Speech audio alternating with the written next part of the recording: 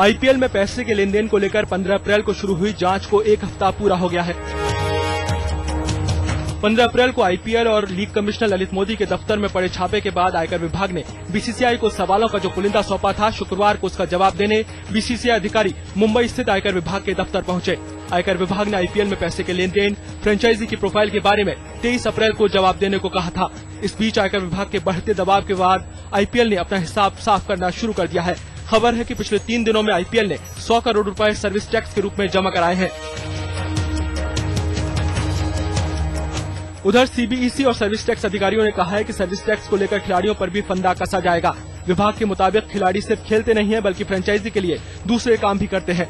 ऐसे में ये तहकीकात की जा रही है कि सर्विस टैक्स दबाने में खिलाड़ी भी तो शामिल नहीं। मुंबई से प्रियदर्शन के साथ आशीष महर्षि, दिल्ली आज तक। आईपीएल में 370 करोड़ रुपए की दलाली। आयकर विभाग इस सवाल का जवाब ढूंढने में लगा है कि क्या आईपीएल के प्रसारण अधिकार में दलाली दी गई। दरअसल साल 2008 में वर्ल्ड स्पोर्ट्स ग्रुप यानी WSG ने 4200 करोड़ रुपए में आईपीएल का प्रसारण अधिकार खरीदा था। ये प्रसारण अधिकार 10 साल के लिए दिए गए थे, जिसे WSG ने सोनी की मल्टी स्क्रीन मीडिया कंपनी यानी MSM को बेच दिए। लेकिन साल भर के अंदर ही ये डील मुश्किल में पड़ गई। अदालत से केस हारने के बाद MSM ने डील बचाने के लिए दोबारा मोलभाव किया और इस बार ये डील 7,500 करोड़ रुपए में हुई। आयकर विभाग का मानना है कि इसी डील के लिए MSM ने 370 करोड़ रुपए बतौर सुविधा शुल्क वर्ल्ड स्पोर्ट्स ग्रुप को अदा किया। ये रकम वर्ल्ड स्पोर्ट्स ग्रुप कंपनी के खाते में जाने के बजाय इस ग्रुप के संस्थापक सिमन ओब्रेन की मॉरिशस के व्यक्तिगत खाते में जमा की गई। यहां से ये रकम कहां गई किसी को नहीं मालूम। हालांकि WSG सुविधा शुल्क पाने की खबर से इनकार कर रहा है। आज तक ब्यूरो। आईपीएल अब इंडियन घोटाला लीग बनता जा रहा है। 19 अप्रैल को कोलकाता में हुए KKR और मुंबई इंडियंस के बीच मैच की टिकट को ही लीजिए। इस टिकट पर न राज्य सरकार की मुहर है और न ही कोई कानूनी निशान।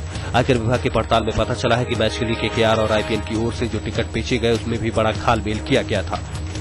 जरा इस टिकट को गौर से देखिए, सामने या पीछे कहीं पर भी राज्य सरकार की कोई निशान नहीं है। इस टिकट के ऊपर 20,000 रुपया लिखा हुआ है, मगर आरोप यह है कि KKR ने इस टिकट को 35,000 रुपया में बेचा है।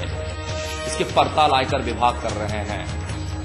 खुलासे के बाद राज्य सरकार की भी नींद टूटी है। राज्य के खेल मंत्री ने माना है कि इस पूरे मामले में कहीं न कहीं गड़बड़ छाला है। आईपीएल কাছে আমাদের দপ্তর থেকে চিঠি পাঠানো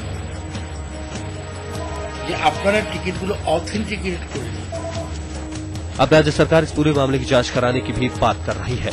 जांच टिकट की कालाबाजारी पर भी होगी। अभिजीत नंदी मजूमदार, कोलकाता आज तक।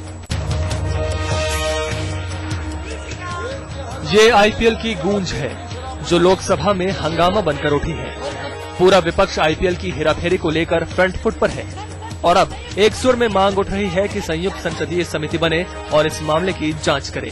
देश चाहता है कि सत्य सामने आए और उसके लिए एक मांग जो पहले दिन से हम करते आ रहे हैं कि संसद की संयुक्त संसदीय समिति का गठन किया जाए। आईपीएल के जंजाल में पहले थरूर और फिर शरद पवार और प्रफुल्ल पटेल के परिवारों का नाम। विपक्ष के हाथ में मुद्दा तो बड़ा है ही।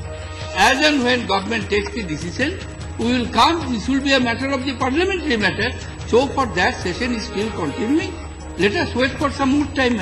मामला शशि थरूर से जुड़ा तो कांग्रेस आला कमान को चिंता छवि की थी। मामला शरद पवार और प्रफुल्ल पटेल से जुड़ा तो कांग्रेस को चिंता बहुमत की हो गई। ऐसे में एनसीपी से किनारा करना तो सरकार के लिए संभव नहीं। अब तय विपक्ष को करना है कि जितना शशि थरूर पर हमला बोला उतना पवार पे हमला बोल पाएंगे या नहीं। कैमरामैन जगमोहन और रीमा पराशर के साथ अमिताभ सिन्हा, दिल्ली आज तक।